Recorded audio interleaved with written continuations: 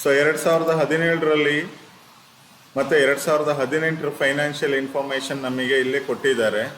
So I will just go through the problem. First ಪ್ರಾಬ್ಲಮ್ನ summarise ಮಾಡಿಬಿಡ್ತೀನಿ, ಆಮೇಲೆ ನಿಮಗೆ ಗೊತ್ತಾಗುತ್ತೆ ಏನಾಗಿದೆ ಅಂಥೇಳಿ. During 2018, Beta Limited discovered that some products had been sold during 2017 were incorrectly included in inventory at March 31st, 2017 at rupees 6,500.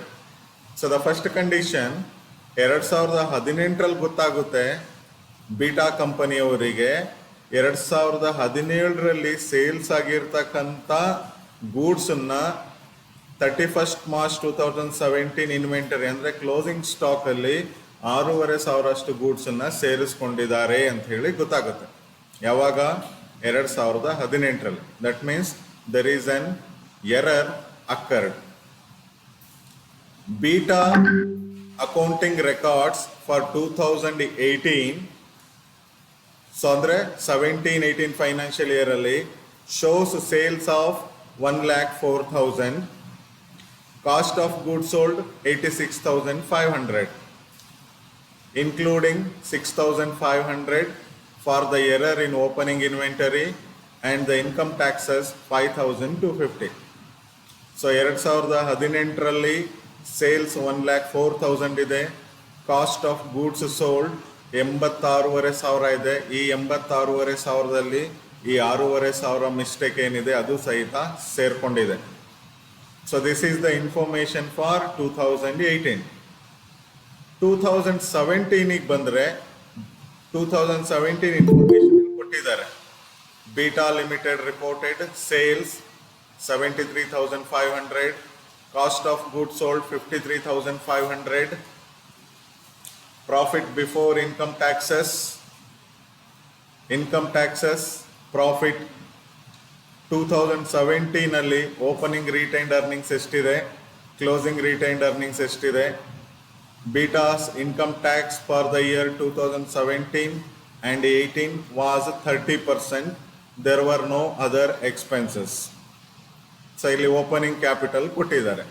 ನಾವು we are learning in DAS 8, correct ಅಲ್ವಾ? ಇನ್ DAS 8. ಇನ್ DAS 8 full name ಏನು? Accounting standard name ಏನು? Accounting policies, changes in accounting estimates and errors. Accounting policies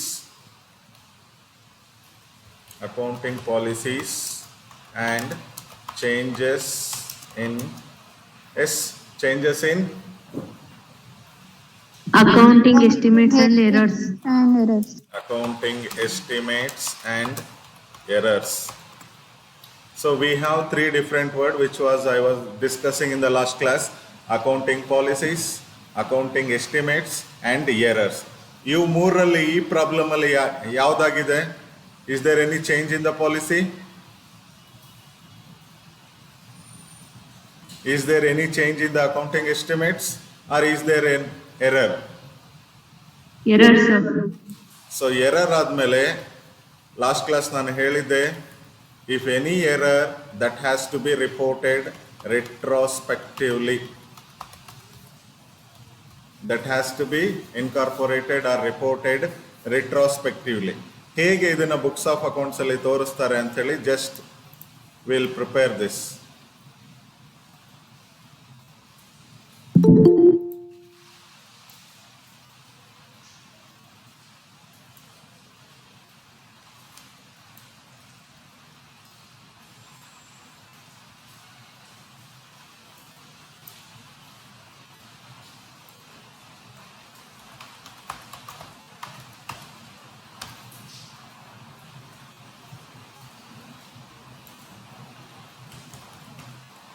So 2017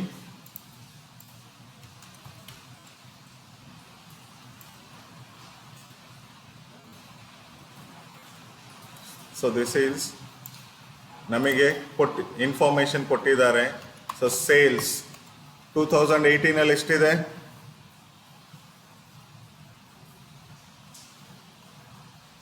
2018 ಅಲ್ಲಿ sales ಎಷ್ಟಿದೆ? 1,04,000. 1,04,000. 2017 ಅಲ್ಲಿ ಎಷ್ಟಿದೆ? 73,000. 500. 73,500. So ನಮಗೆ gross profit ಗೊತ್ತಾಗ್ಬೇಕಂತ ಹೇಳಿದ್ರೆ ಲೆಸ್ ಏನಿದು COGS ಅಂದ್ರೆ Cost of goods sold. Cost of goods sold. Now how this will be included, see here. ನಮಗೆ 2017 ಅಲ್ಲಿ ಸೇಲ್ಸ್ ಅಲ್ಲಿ 2017 ಸೇಲ್ಸ್ ಎಷ್ಟಿದೆ? ಅಲ್ಲ sorry, cost of goods sold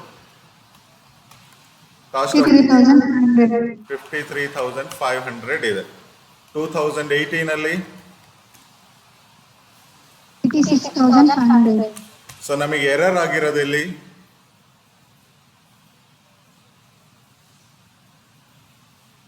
2017 ಅಲ್ಲಿ ಎರರ್ ಆಗಿರೋದು. ಸೊ ಅದು ಏನಾಗಬೇಕಿತ್ತು, ಕ್ಲೋಸಿಂಗ್ ಸ್ಟಾಕ್ ಅಲ್ಲಿ ಬರಬಾರ್ದಿತ್ತು, ಸೇಲ್ಸಿಗೆ ಅಲ್ಲ ಸ್ಟಾಕ್ ಅಲ್ಲಿ ಇನ್ಕ್ಲೂಡ್ ಮಾಡಿದ್ದಾರೆ. ಸೊ ನಾವು ಕಾಸ್ಟ್ ಆಫ್ ಗುಡ್ ಸೋಲ್ಡ್ ಅಂತ ಹೇಳಿದ್ರೆ ನಿಮಗೆ ಗೊತ್ತಿರೋ ಹಾಗೆ opening stock plus purchases plus direct expenses minus closing stock ಮಾಡಿರ್ತೇವೆ. ಕರೆಕ್ಟಾ? ಕಾಸ್ಟ್ ಆಫ್ ಹೀಗೆ ಅಲ್ವಾ ಕಂಡು ಹಿಡಿಯೋದು. ಸೊ ಇವಾಗ ಇಲ್ಲಿ 2017 ಅಲ್ಲಿ ಕ್ಲೋಸಿಂಗ್ ಸ್ಟಾಕ್ ಇಂದ ಲೆಸ್ ಮಾಡಿದ್ರೆ ಇಲ್ಲಿ ಏನ್ ಮಾಡ್ಬೇಕೀಗ?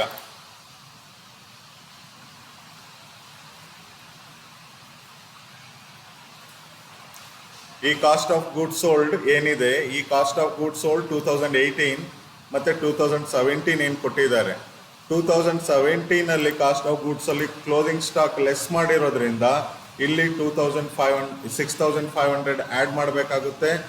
ಇಲ್ಲಿ ಎರರ್ ಆಗಿ ಇನ್ಕ್ಲೂಡ್ ಆಗಿರೋದ್ರಿಂದ ಇಲ್ಲಿ 6,500 ಲೆಸ್ ಮಾಡಬೇಕಾಗುತ್ತೆ. ಕ್ಲಿಯರ್?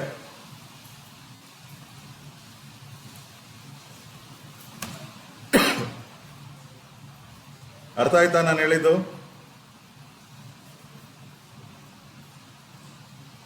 Yes, sir. ಸೊ ಅವಾಗ ಇಲ್ಲಿ ನಾವು 2018 ಈ ಅಮೌಂಟ್, 2017 ಈ ಅಮೌಂಟ್ ತಗೊಂಡ್ರೆ ನಮಗೆ ಬರ್ತಕ್ಕಂಥದ್ದು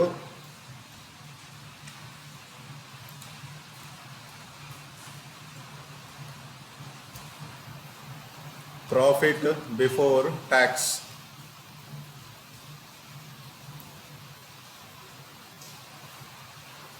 ಸೊ ನಮಗೆ ಬರ್ತಕ್ಕಂಥದ್ದು ಪ್ರಾಫಿಟ್ ಬಿಫೋರ್ ಟ್ಯಾಕ್ಸ್. ಸರಿನಾ? ಏನಾದ್ರು ಡೌಟ್ಸ್ ಇದ್ರೆ ಕೇಳಿ. So less income tax. ಎಷ್ಟು ಪರ್ಸೆಂಟ್ ಇದೆ ಇನ್ಕಮ್ ಟ್ಯಾಕ್ಸ್? 30%. 30% ಅಂತ ಹೇಳಿ ಬಂದರೆ into 30% into 30%. So this is profit after tax.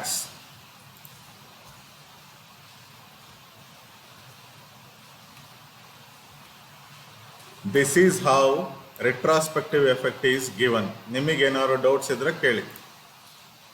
ಇಷ್ಟರಲ್ಲಿ ಏನಾದ್ರು ಡೌಟ್ಸ್ ಇದ್ರೆ ಕೇಳಿ. ದಟ್ ಮೀನ್ಸ್ ಈ 2017 ಏನಿದೆ ಇದನ್ನ restated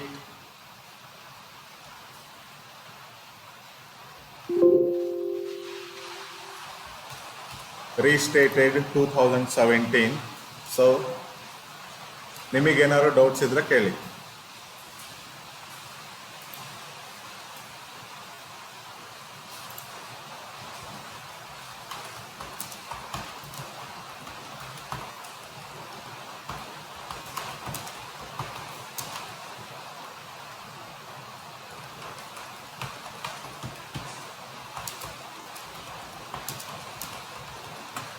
ಏನಾದರೂ ಡೌಟ್ಸ್ ಇದ್ರೆ ಕೇಳಿ ಇವಾಗ.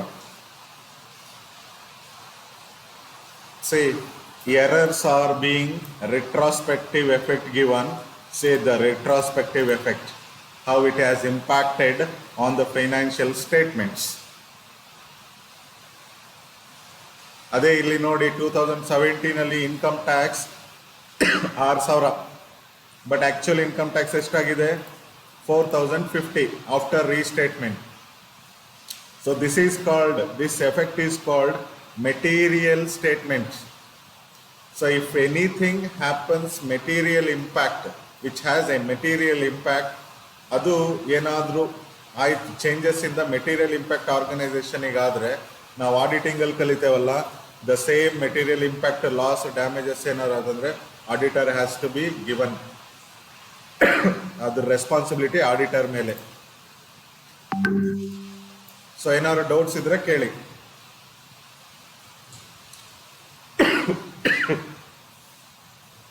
ಯಾರಿಗೇನು ಡೌಟ್ಸ್ ಇಲ್ವಾ?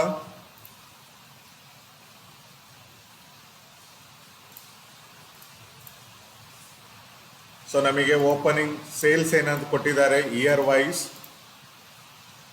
ಕಾಸ್ಟ್ ಆಫ್ ಗೂಡ್ಸ್ ಸೋಲ್ಡ್ನ ನಾವಿಲ್ಲಿ ಈ ಥರ ಕ್ಯಾಲ್ಕುಲೇಟ್ ಮಾಡ್ಕೊಂಡಿದ್ದೇವೆ.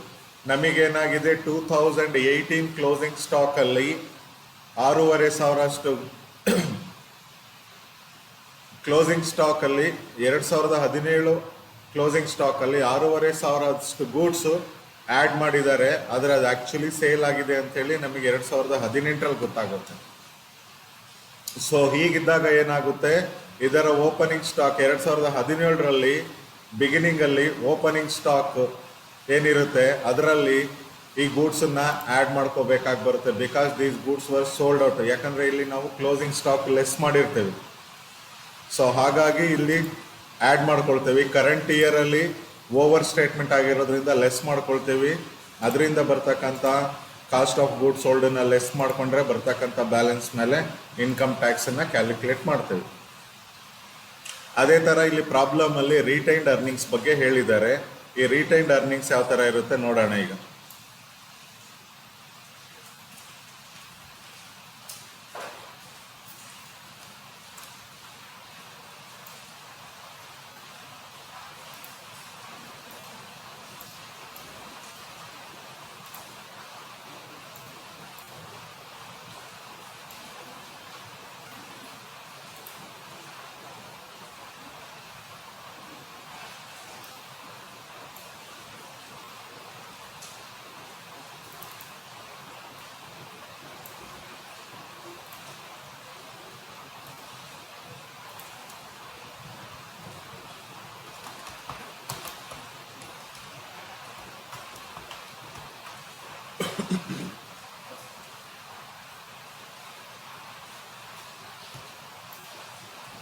ಯಾರಿಗೇನು ಡೌಟ್ಸ್ ಇಲ್ವಾ?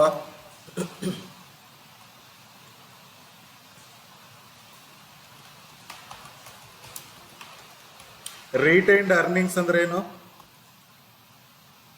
ಯಾರಾದ್ರೂ ಹೇಳ್ತೀರಾ?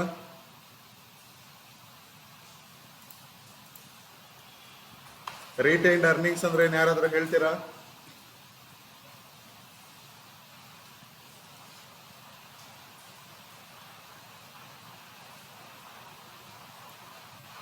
Anybody knows retained earnings?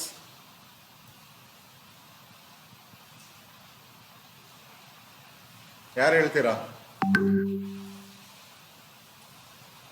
ಹೀನಾ ಸರ್ ಹೇಳ್ತೀಯಾ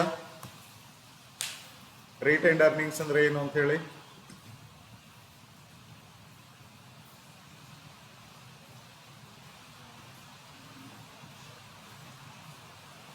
ಫೌಜಿಯಾ ರಿಟೈನ್ಡ್ ಏನು ರಿಟೈನ್ಡ್ ಅರ್ನಿಂಗ್ಸ್ ಅಂದ್ರೆ?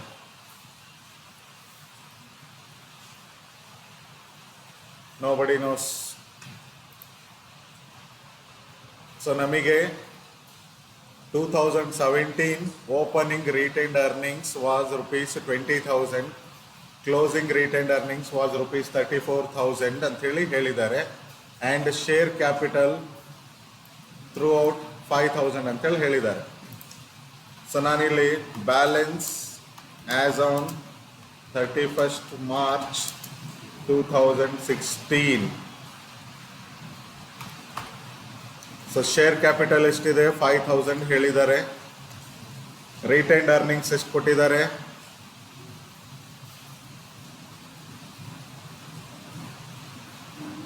ಸೊ ಇಲ್ಲಿ ನಮಗೆ 2017 ಓಪನಿಂಗ್ ಅಂತ ಹೇಳಿದ್ರೆ 2016 ಅಲ್ಲಿ ಕ್ಲೋಸಿಂಗ್ ಬ್ಯಾಲೆನ್ಸ್ ಸಹಿತ 20,000 ಇರುತ್ತೆ.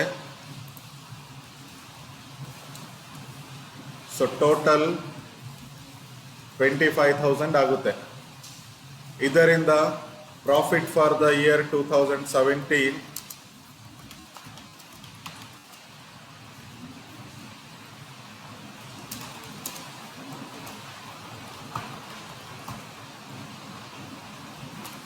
profit for the year 2017 as restated ಇಲ್ಲಿ ಇಲ್ಲ.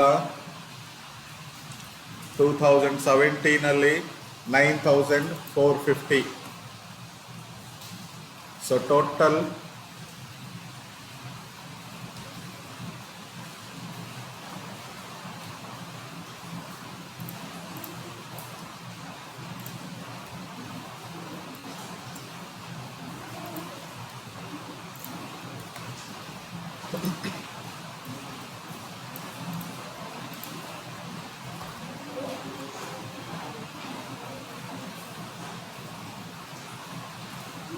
ಟೋಟಲ್ ನಮಗೆ 2017ಗೆ ಇಷ್ಟಾಗುತ್ತೆ.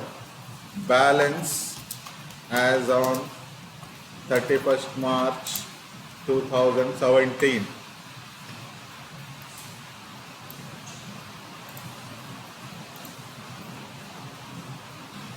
Now again same profit for the year 2018. So ಇಲ್ಲಿ 0. 2018 ಅಲ್ಲಿ profit 16,800.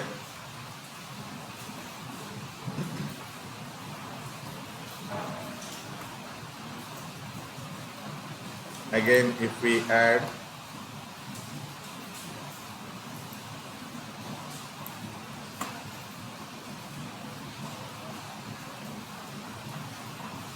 $51,250, this is balance as on 2018. So this is how impact will be given. This is called statement of equity, statement of changes in equity. So ಇವಾಗ ಯಾರಿಗೆ ಏನಾದರೂ doubts ಇದ್ರೆ ಕೇಳಿ. ಒಂದು simple problem ಯಾವ ಥರ ನಾವು ಬುಕ್ಸ್ ಆಫ್ ಅಕೌಂಟ್ಸಲ್ಲಿ ಇಂಡ್ ಎಸ್ ಪ್ರಕಾರ ಚೇಂಜಸ್ ಮಾಡಬೇಕು ಅನ್ನೋದನ್ನ ನಿಮಗೆ ಇಲ್ಲಿ ಹೇಳಿರೋದು.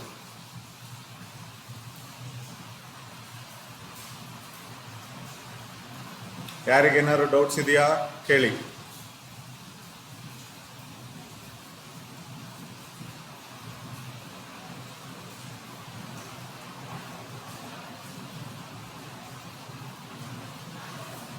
ಕೇಳಿಸ್ತಿದ್ಯಾ? Yes, sir. ಯಾರಿಗೂ ಡೌಟ್ಸ್ ಇಲ್ವಾ? ಮೇಘ,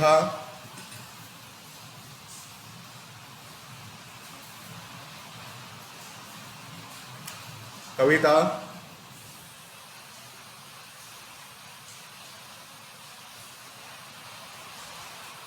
ಕೀರ್ತನ, No, sir. Priya K R,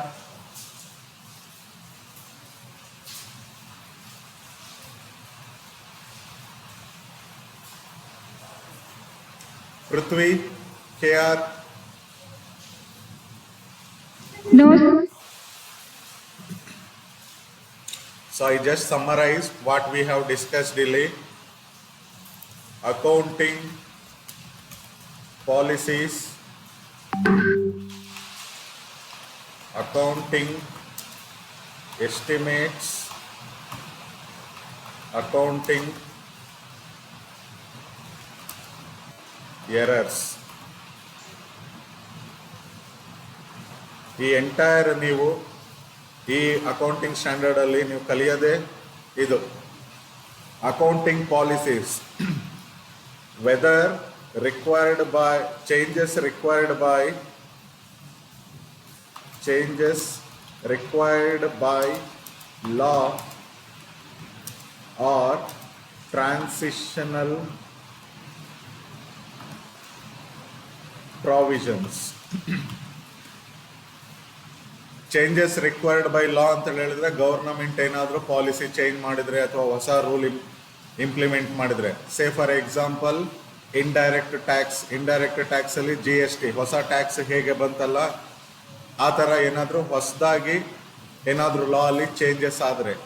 transitional provision ಅಂದ್ರೆ ಯಾರಾದರೂ ಹೇಳ್ತೀರಾ?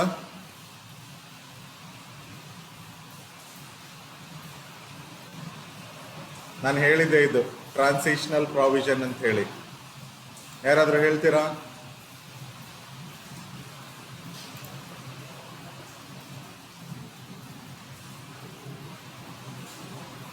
ವರ್ಷಿಣಿ ಹೇಳ್ತೀಯಾ?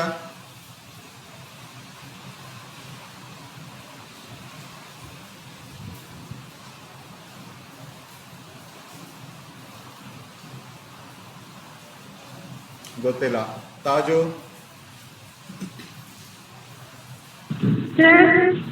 ಟ್ರಾನ್ಸಿಷನಲ್ ಪ್ರಾವಿಷನ್ ಅಂದ್ರೆ ಏನು ಅಂತ ಹೇಳ್ತೀಯಾ?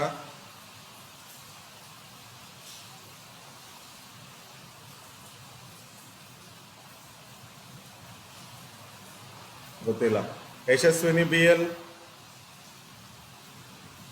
ಸರ್, ಟ್ರಾನ್ಸಿಷನಲ್ ಪ್ರಾವಿಷನ್ ಅಂದ್ರೆ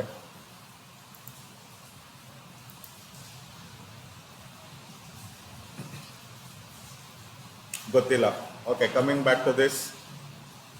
ನಾನು ಫೇಸಸ್ ಆಫ್ ಅಡಾಪ್ಷನ್ ಅಂತೇಳಿ ಹೇಳಿದ್ದೆ ಯಾವಾಗ ಫಸ್ಟ್ ಚಾಪ್ಟರಲ್ಲಿ ಡಿಸ್ಕಸ್ ಮಾಡುವಾಗ. ಯಾವಾಗ ನಾವು ಇಂಡಿಯಸ್ ಪ್ರಕಾರ ಕಂಪ್ಲೀಟ್ ಆಗಿ ಫೈನಾನ್ಷಿಯಲ್ ಸ್ಟೇಟ್ಮೆಂಟ್ಸ್ನ ಪ್ರಿಪೇರ್ ಮಾಡಬೇಕು ಅಂತ ಹೇಳಿ ನಾವು ಹೇಳಿದ್ದೀವಿ, ಆ ಇಯರಿಂದ ಏನಿದೆ ಅಲ್ಲ ನಾವು ಫೈನಾನ್ಷಿಯಲ್ ಸ್ಟೇಟ್ಮೆಂಟ್ಸ್ ಪ್ರಿಪೇರ್ ಮಾಡ್ಕೊಳ್ತಾ ಬಂದ್ವಿ. ಸೇ ಇವಾಗ ಫಾರ್ ಎಕ್ಸಾಂಪಲ್, ಸುಮ್ಮನೆ ಎಕ್ಸಾಂಪಲ್ ನಾನು ಹೇಳ್ತಾರೆ, 2016 2017 ನೀವು ಫಸ್ಟ್ ಟೈಮ್ ಇಂಡ್ AS ಪ್ರಕಾರ, first time as per end AS ಪ್ರಕಾರ ಫೈನಾನ್ಷಿಯಲ್ ಸ್ಟೇಟ್ಮೆಂಟ್ಸ್ ನೀವು ಪ್ರಿಪೇರ್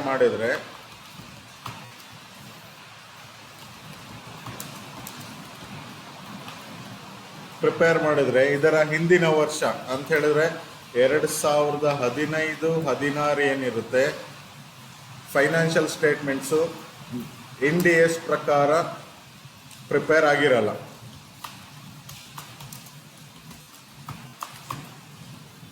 ಅರ್ಥ ಆಗ್ತಿದೆಯಾ ನಾನು ಹೇಳ್ತಾ ಇರೋದು?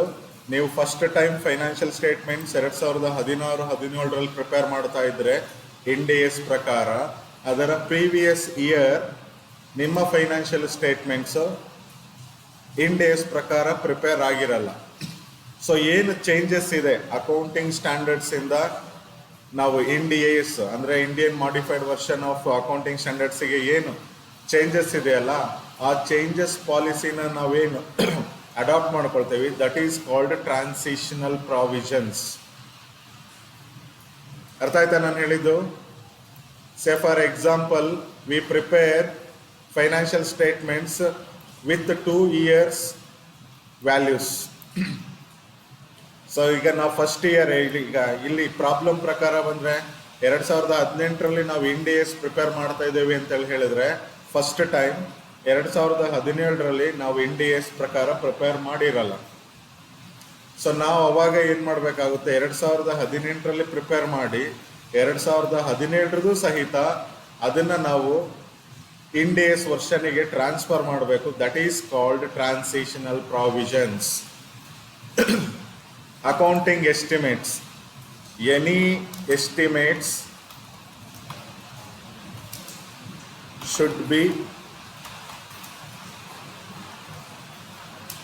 should be effected prospectively.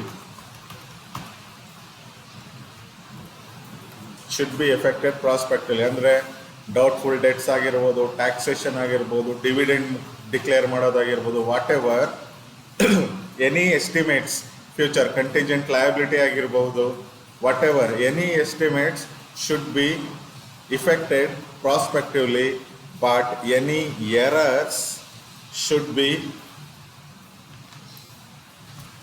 effected retrospectively.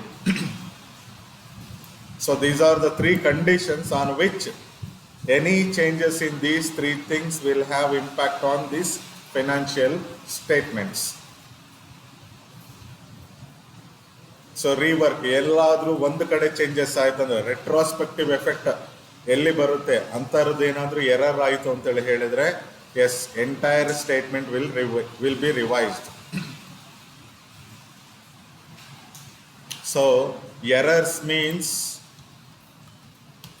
Errors ಅಂತೇಳಿ ಹೇಳಿದ್ರೆ ಅದು ಓವರ್ ಸೈಟ್ ಆಗಿರಬಹುದು, ಕ್ಲರಿಕಲ್ ಮಿಸ್ಟೇಕ್ ಆಗಿರಬಹುದು,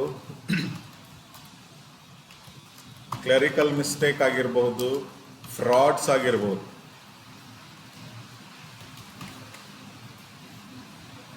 ವಾಟ್ ಎವರ್ ನೀವು ಆಡಿಟಿಂಗಲ್ಲಿ ಕಲ್ತಿದ್ದೀರಲ್ಲ, ಎರರ್ಸ್, ಟೈಪ್ಸ್ ಆಫ್ ಎರರ್ಸ್ ಅಂತ ಹೇಳಿ, ಇನ್ಕ್ಲೂಡಿಂಗ್ ಫ್ರಾಡ್, ಅದನ್ನೇ ಇಲ್ಲಿ ನಾವು ಹೇಳ್ತಾ ಇರೋದು.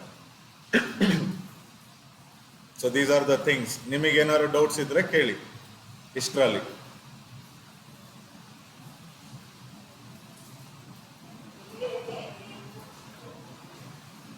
ಯಾರಿಗೇನು ಡೌಟ್ಸ್ ಇಲ್ವಾ?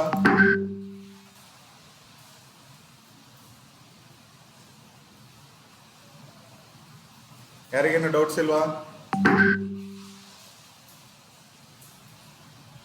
No, sir. So okay, doubts ಇಲ್ಲ ಅಂತ ಹೇಳಿದ್ರೆ I will just conclude my class. Thank you everyone. Thank you, sir.